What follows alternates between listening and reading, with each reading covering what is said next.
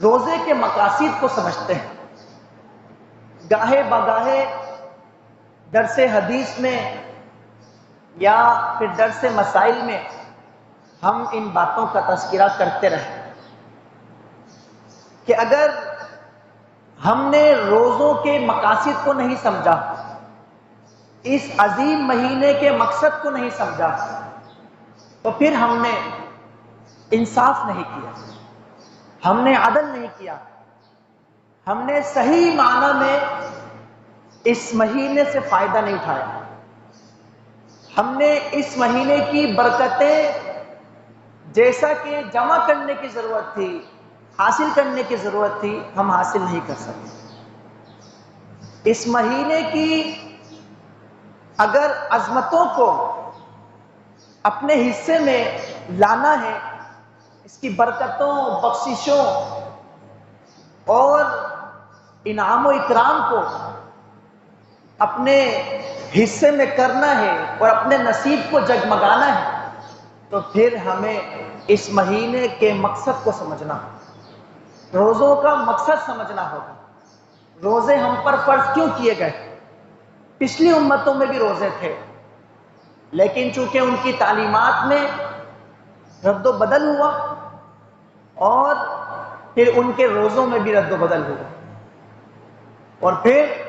ان روزوں میں بھی ایسی ایسی چیزیں تھیں جو انہوں نے اپنے حساب سے رکھ لی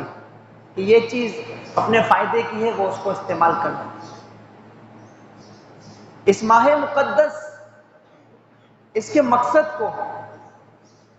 اگر ہم نے سمجھ لیا اور اس کے مطابق پھر ہم نے اس ماہ مقدس کو گزارا اور زندگی بھر ہم نے اسی راستے کو اختیار رکھا، اسی راستے کے مسافر رہے، پھر ہماری نجات ہے۔ یہ مہینہ یہ ہمارے اندر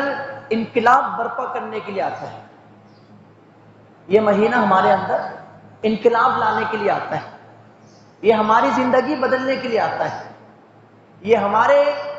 اخلاق کو سنوارنے کے لیے آتا ہے، اس سے ہمیں عروج ملتا ہے، اس سے ہمیں روحانیت ملتی ہے۔ اس مہینے کا جو عظیم مقصد ہے وہ ہم اپنے رب کے قریب ہوتے ہیں،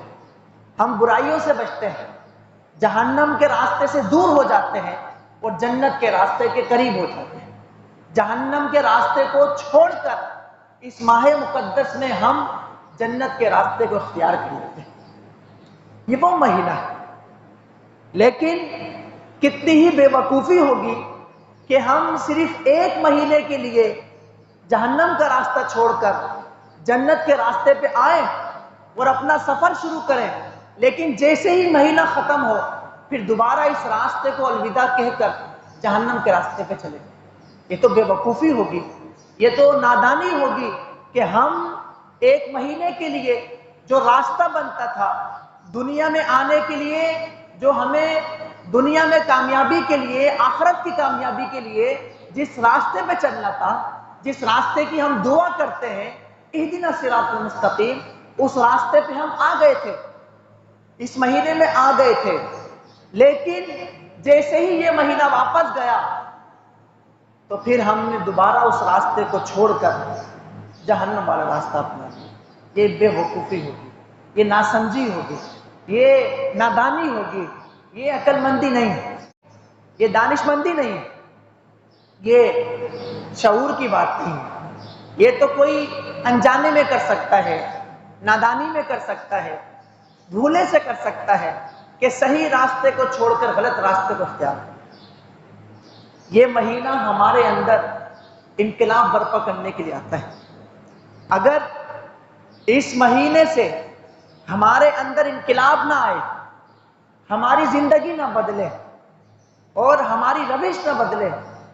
تو پھر یہ مہینہ تو آتا ہے اور شان و شوکت سے آتا ہے اور بڑی بے نیازی سے آتا ہے اور ہم پر کرم اور فضل کرتا ہے، رحمتیں لٹاتا ہے، برکتیں لٹاتا ہے، بخششیں مغفرتیں لٹاتا ہے۔ جنت ہمیں دلواتا ہے، جہنم سے بچاتا ہے۔ اگر ہم نے اپنے اخلاق کو نہیں سنوارا تو پھر کچھ بھی نہیں،